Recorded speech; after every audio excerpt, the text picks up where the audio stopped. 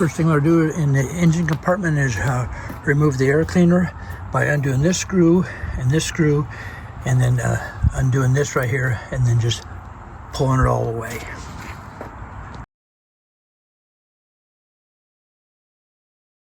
Okay, let's just go right in here and I'll show you where this wire punched through on the firewall. It's all rubber, and there's just a rubber nipple right here, and you can see the wire poking out right there. And I'm going to reach in there with a pair of needle nose pliers and pull it through just for fun right now. But yeah, I'll go around to the front of the firewall inside the car and show you where that wire pokes through. Okay, going in from the driver's side here, with that being the brake pedal right there, and you can see where the wire is poking through the rubber there. It's about 2 inches in there, and so I just kept pushing and pushing and pushing until finally it broke through. And we'll go around here just one more time and look in there, see if you can see anything different. You can see that little nipple back there, and then I'll try to get some light on the subject here. It's all rubber, like I say, and I just kept backing up and pushing and backing up and pushing until that wire came through. And here's what I used: the wire first, poking and stretching until it poked through. Then I grabbed a bigger screwdriver and poked another bigger hole, trying to get the hole big enough for that electrical wire to put through, and then a slotted screwdriver, and just kept opening up the best I could. And then I got the electrical wire, and it was a heck of a time trying to force it through there because the hole still wasn't big enough. But I finally got just the red, yellow, and black wire poking through just the tip, and then I grabbed the needle nose pliers and pulled it through. Yeah, so I had to go get these needle nose pliers, reach into that nipple, because the only thing that was sticking out was these red, yellow, and black wire right there, just barely sticking out. So I grabbed them with the needle nose pliers and pulled them completely through to where it's at right now. And here's a better picture of the wire completely pulled through. Like I say, it was a bear to get it through there, but I finally got it through there. That was on day one, and I quit after this, and then a couple of days later I went back to install some more stuff. I'll show you that.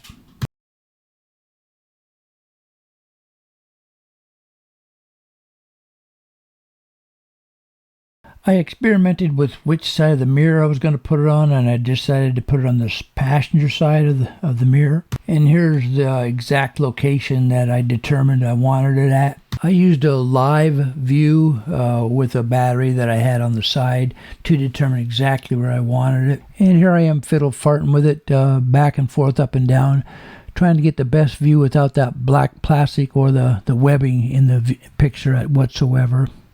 And after messing with it for quite a while, I finally settled on this position.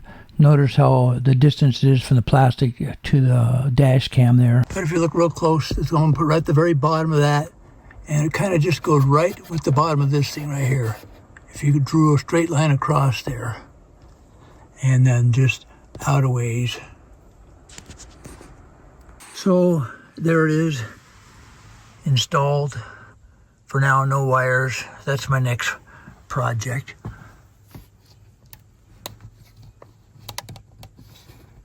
There we go. If you order a dash cam hardwire kit, it's going to come with a wire like this, bundled up. Sometimes they're 20 feet long and sometimes they're 10 feet long. But they come with one end with just 3 wires on it, and the other end usually comes with already bullet connectors on the other end like that. But that's what I pulled through the firewall in the Chrysler Pacifica. I had it chopped off right here, so just these 3 wires were showing, and then I had to pull it through with the needle nose pliers.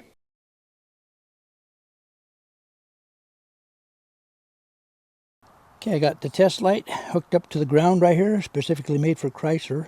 There's a ground right there just to test the fuse box. Okay, check the power on the power outlet cargo rear area.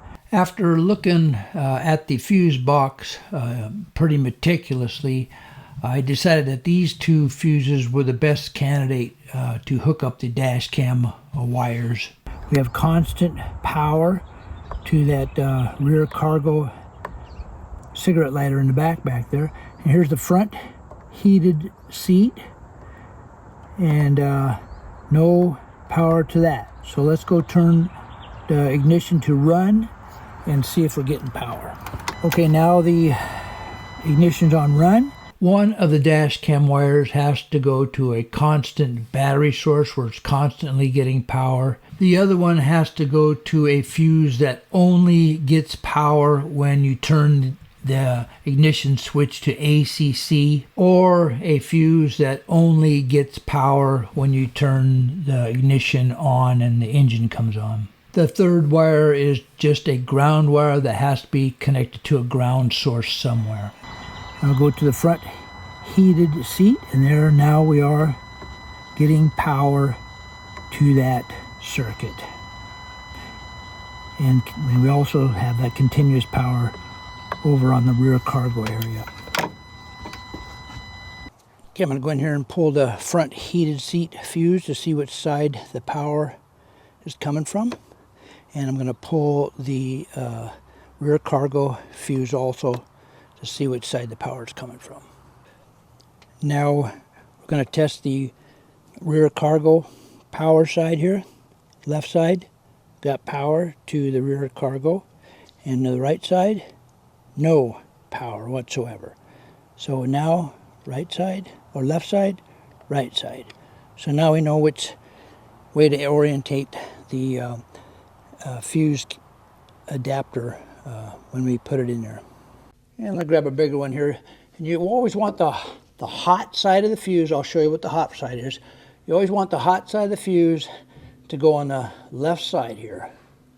And when the fuse is, the hot side always to the left side right there, when the fuse is facing you.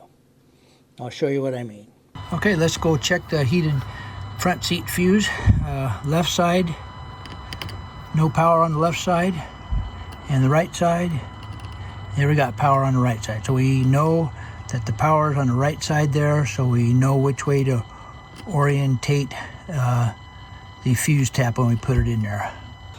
Okay, here's the fuse tap wire. I'm going to take the dash cam fuse and put it on the top, stuff it in there, and I'm going to take the 20 amp front heater fuse and stick it in there. And then I'm going to take the power side. Remember, the power side on the left side is facing you, and I'm going to put it in the right side there, and where the power was, and it should go right in like flint. There it is, right in. And it goes right down. It doesn't touch the fuse underneath it, so it's perfect.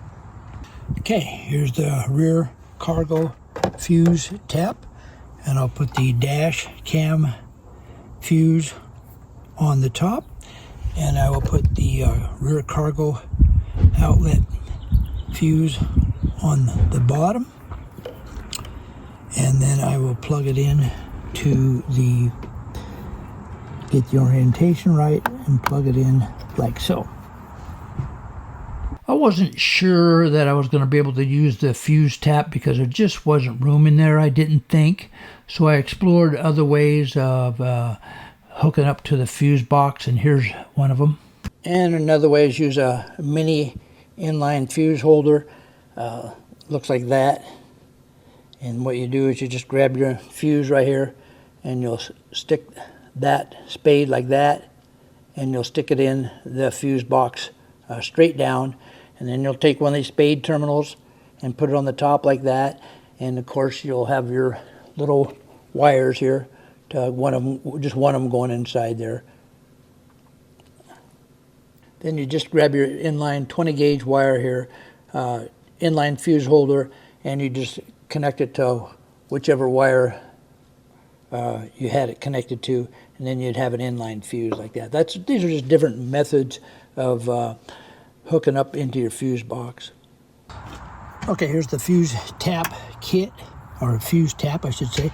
Sometimes you have trouble getting them in and out of these holes here. If you just stick a screwdriver in there and kind of open them up a little bit, twist it back and forth, they will go in a lot easier and come out a lot easier. But they come from the factory so tight you can't hardly get anything out of them.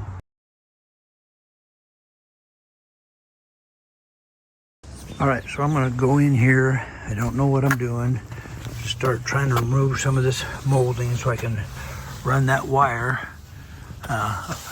along the windshield up here and down the A pillar right there, and then somehow down in this area here.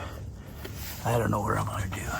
So I'm going to start with removing this clip right here and this little piece so I can see what's around and inside there. And there's another clip right there. I'm going to remove that one too, and also that one right there. I will be using my trusty trim tool kit to remove some of this stuff. I bought that on Amazon probably a year or two ago. Okay, so I got it using these two tools together, and then there's a light right there, I'm gonna disconnect it and pull this thing out. And it wasn't very much fun. Okay, I broke that right there, as you can see. Whatever can go wrong will go wrong with Chucky.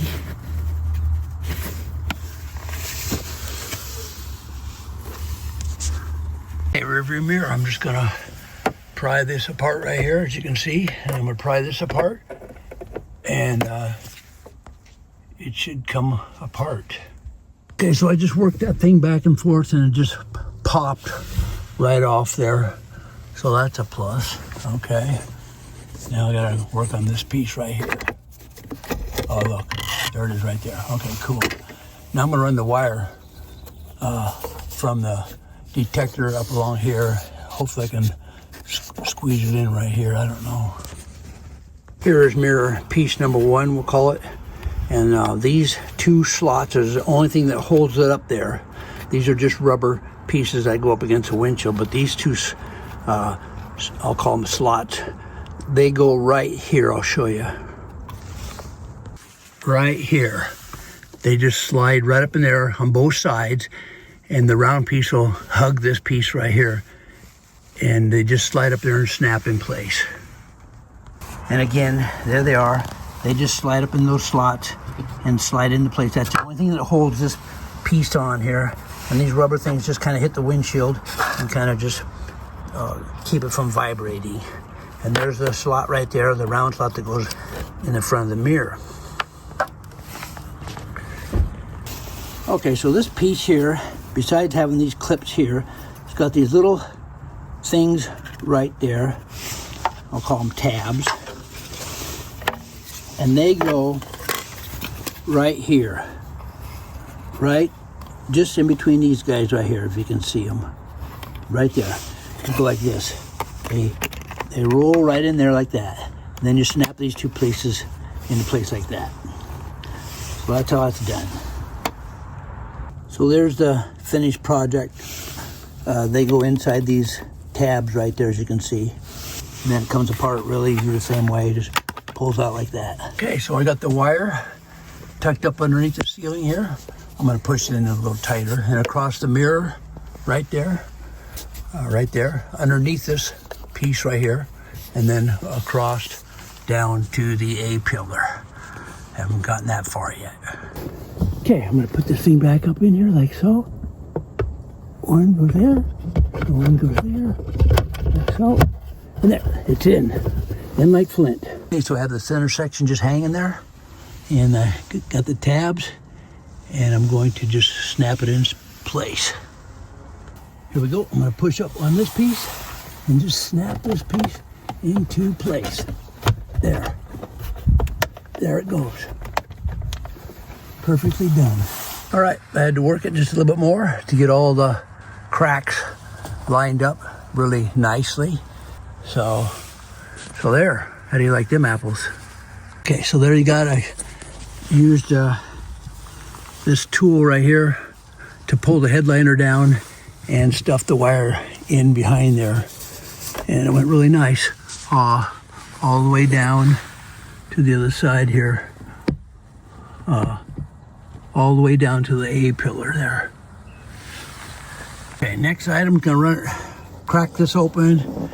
It's pretty easy, and put it down and slide it completely down the A-pillar to that spot right there, then I am stuck and I don't know what I'm gonna do. Okay, got it stuck down behind the A-pillar, ran it over here and down here and closed up really nice. And I ran it down this piece right here behind the weather stripping, and it's coming out right there. And now I am stuck and I don't know how I'm going to get it down that area. We shall see. And be careful because this stuff will scratch really easy. You can't see it, but I got one little scratch right there. I can see it. But yeah, be careful because this stuff can scratch really easy. It's good to work in direct sunlight, but it's brutal if you're looking right into it when you're working on your mirror. So I put this sunshade on there to help me out. And it was a little darker in there, but it worked really well. Okay, I moved up in the shade in my garage more so I could work in the shade to try to work that thing down there. Okay, so I worked this floor panel here, both sides, and it popped out. I have a little trouble right in this area right here. So hopefully I won't break anything. I gotta admit, what I do best is break things. So I decided I'm not gonna break. I'm not sure exactly how that goes, so I'm not gonna break none of that stuff. And that's usually what I do. So I decided I'm gonna run it down the A-pillar, gonna come out right here behind my phone holder here and run it down this crack and down underneath there and hook it up to the wires coming through the firewall. And the lights are on and it's all working. I just hooked it up temporarily, connected all the connectors and connected it into the fuse box just to make sure it would work before I permanently put it in place. I just got to hide these wires the best I can underneath there. I'll show you how I did it. Okay, so I labeled all these wires for future references for myself. Okay, so I labeled the fuse box, accessories, heated front seats right there. And this one here, of course, rear cargo cigarette plug and the battery. All right, let's go in here and just show you how I got the wires hidden kinda. There is the bullet connectors with the labels.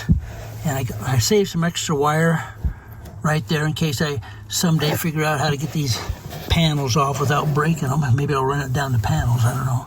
And then, of course, it goes up into the firewall up there, as you can see. And then I got to hook this light back up to, there's the light, to this piece of panel here, which I'm just about ready to put in. There's only two pins, 1 and 2, and then it kind of just goes up there, as I'll show you in a minute, and hides everything.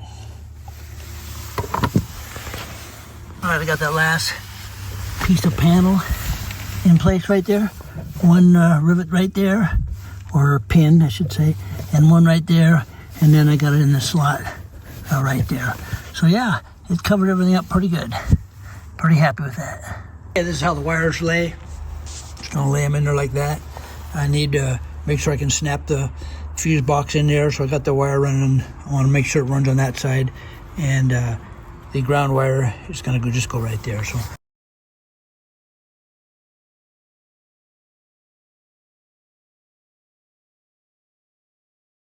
And as you can see, I got the ring terminal around the ground post there.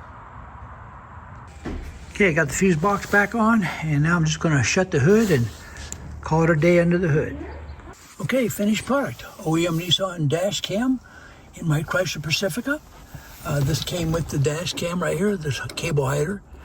And so I, again, routed the cable underneath the headliner here, across the mirror. You saw me take the mirror parts apart. And then underneath the headliner, all the way down to the A-pillar right there. Opened the A-pillar up just a little bit there and stuffed it behind here. Ran it down behind the A-pillar, you can't see it, and I had to come out right here because I did not want to mess with all this stuff here because I'm afraid I would break it. Once I find out, there's nothing on the internet yet how to get all this stuff apart. Once I find out how to get it apart, I probably will run it down that area. But right now, I would break something. I know I would. So I just come out of the A-pillar there, behind my cell phone holder there, and kind of underneath the dash mat there, and then just down in the crack there. And then you can see the red wires there. You can't really see them because I'm real close on it, that's why. And then you saw how I routed it through the firewall and so forth. Yeah, finished product. We'll see what's going on. And I got a chance to pass this truck here out on open road here. And if you notice the black banner at the top of the screen there, shows the date, the time, and the satellite coordinates, and miles per hour. And it also shows if the mic's on or off. But yeah, it took a long time for that banner to show up and do its thing, but it's working now. And here I am coming into town, and the colors are pretty vibrant. It's a nice day out. And again, the banner's up there showing everything correctly up there. The only thing I don't like is that the cabin camera doesn't show my face. The mirror, the rearview mirror's blocking it. But maybe that's a good thing, huh? Perhaps someday I'll try to relocate it so I can get a better cabin view and maybe a little better front view.